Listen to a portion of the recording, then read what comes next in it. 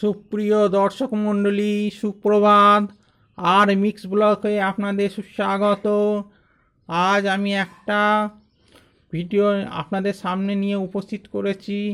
এই ভিডিওটা দেখতেই তো পাচ্ছেন, এখানে কয়েকটা হোমিওপ্যাথি ওষুধের শিশি রাখা আছে অ্যাকো এবং বিভিন্ন বিভিন্ন লোকাল কোম্পানির শিশি। তো আমি তার মধ্যে একটা ওষুধ নিয়ে আপনাদের আলোচনা করব।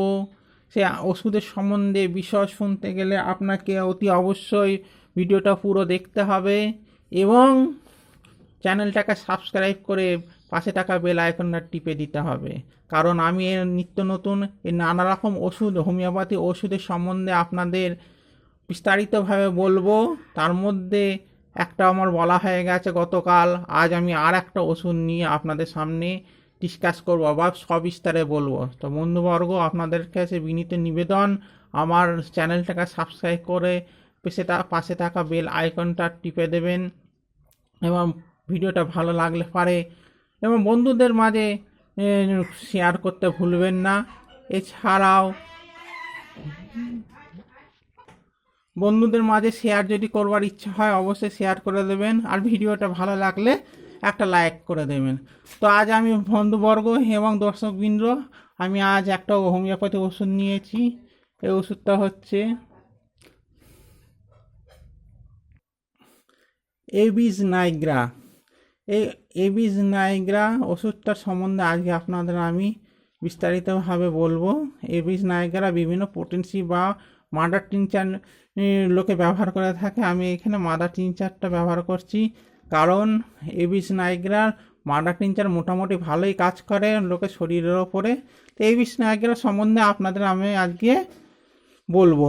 তো এবিস নাইগ্রা ইংরাজিতে বানানো হচ্ছে ABIES, এবিস NIGRA, নাইগ্রা, এবিস নাইগ্রা। এই এবিস নাইগ্রাটা আমেরিকার বলে মার্কিন যুক্তরাষ্ট্রে যেটা বলে ইউনাইটেড স্টেট অফ আমেরিকা, যে আমেরিকার ঝাউ গাছের মতো এক প্রকার গাছের আটা হইতে প্রস্তুত হয়।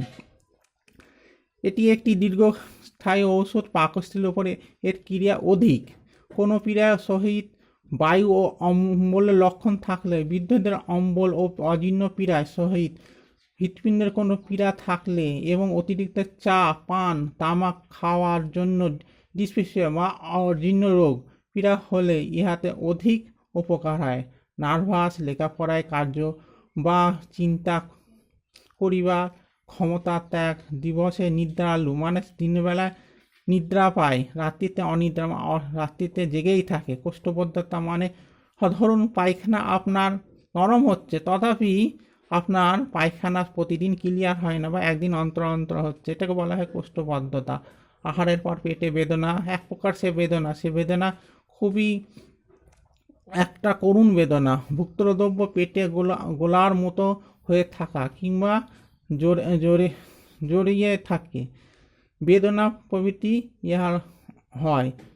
কি কি লক্ষণ? অম্বল শুল বেদনা, হৃৎপিণ্ডের পীড়া আর ঋতুস্রাব, এই কটা লক্ষণ বা দেখা যায়, রোগের দেখা যায়, প্রাদুর্ভাব দেখা যায় বা এই ওষুধের দ্বারা এই রোগগুলো সারানো যায়। হচ্ছে অম্বল বেদনা। কি বলছে? একটু পেট ভরে আহার করলেই পেটে এক প্রকার যন্ত্রণাদায়ক বেদনা উপস্থিত হয়, মনে হয় পাকস্থলীর মুখে যেন কি একটা গোলার মতো শক্ত পদার্থ আটকে আছে। এইটা সবসময় মনে রাখবেন, পাকস্থলীর মুখে যে একটা কি গোলার মতো জিনিস আটকে আছে, এটা এবিস নাইগ্রার প্রধান লক্ষণ হচ্ছে এবিস নাইগ্রা। পাকস্থলী যদি অম্লশূল বেদনা কোনো হয় সেটা এবিসের রোগী এক অদ্ভুত লক্ষণ। বেলা দ্বিপ্রহরের রাত্রিতে অত্যন্ত ক্ষুধা হয়। ধরুন বেলা 2টোর সময়, 2:30টার সময়, 3টে খুব ক্ষুধা হবে, মানে খিদে পাবে, আর রাত্রিরে খিদে পাবে। এমনকি খাওয়ার জন্য খিদে এত পাবে নিদ্রা হয় না, রাতে ঘুমাতে পারে না, কিন্তু প্রাতকালে কিছুমাত্র খিদে হয় না।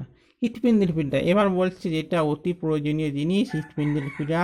এটা যদি হৃৎপিণ্ডের কোনো আপনার গণ্ডগোল থাকে তাহলে অতি অবশ্যই ডাক্তার দেখিয়ে নেবেন, ডাক্তারবাবুর পরামর্শ মতো চলবেন, কারণ হৃৎপিণ্ডের একটা সংবেদনশীল জিনিস। সেই জন্য আমি বলছি যে হৃৎপিণ্ডে যদি আপনার কোনো পীড়া থাকে অতি অবশ্যই ডাক্তারের বাবু সংস্পর্শ নেই।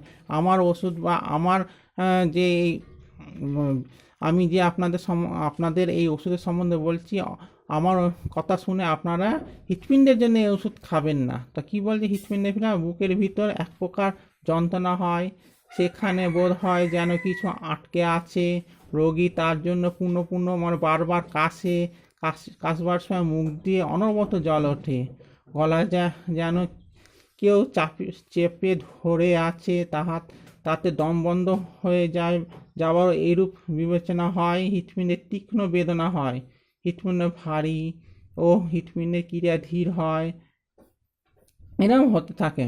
এগুলো হচ্ছে হৃৎপিণ্ডের যাদের এরকম হয় তারা সাধারণত এই ওষুধটা সেবন করতে পারেন। তথাপি আমি বলছি যে অতি অবশ্যই ডাক্তারবাবুর পরামর্শ নিয়ে চলবেন। ঋতুস্রাবের ক্ষেত্রে 2-3 মাস অন্তর হয় আর পুনরায় বন্ধ হয়ে যায়, এইটাই পাওয়া যায় এবিসি নাইগেরা। 2-3 মাস অন্তর হয় আর পুনরায় বন্ধ হয়ে যায়।